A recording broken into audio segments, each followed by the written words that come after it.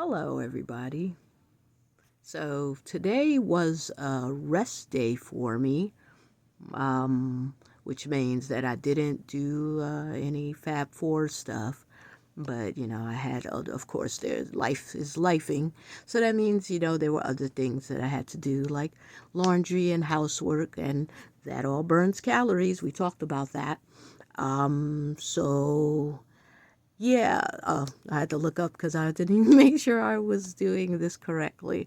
But I still wanted to kind of have a chat with you guys about rest days and how that works. So for me, it's sometimes difficult to rest when I'm supposed to. I actually I have different chronic conditions. I'm diabetic. It's type 2. Thanks, Dad. So it's genetic and stuff like that. Not saying I was like the most perfect individual when it came to eating and doing all the things I was supposed to when I was diagnosed. And how I got diagnosed was that one day, I was going for a job, and they do physicals and stuff like that. And so I got a letter, when they did the physical, I got a letter saying that, hey, your glucose levels look kind of high. You should get that checked out. And so I did. I went and I got it checked out.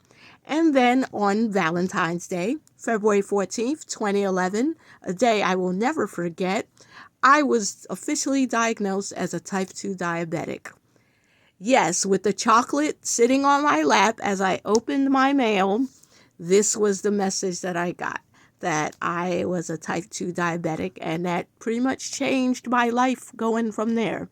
It was not easy. I struggled getting depressed about how I'm not able to do all the things that I would be able to do, and I'd have to deal with, pricking myself. I am not a big fan of pricking myself, needles and all that stuff like that. And I just thought my life was over as I knew it, and it was going to be a horrible experience, and I hated it, and every minute of it. Now we are in 2025. That's 20. So, you know, this many years, more than 10 years later, here I am. I weigh less than I did when I was diagnosed. I was like in 200 and something, and now I'm a nice solid 180 because weight training makes me solid. I will never be a skinny chick. That is not my idea of something that I want as a goal. I want to be strong.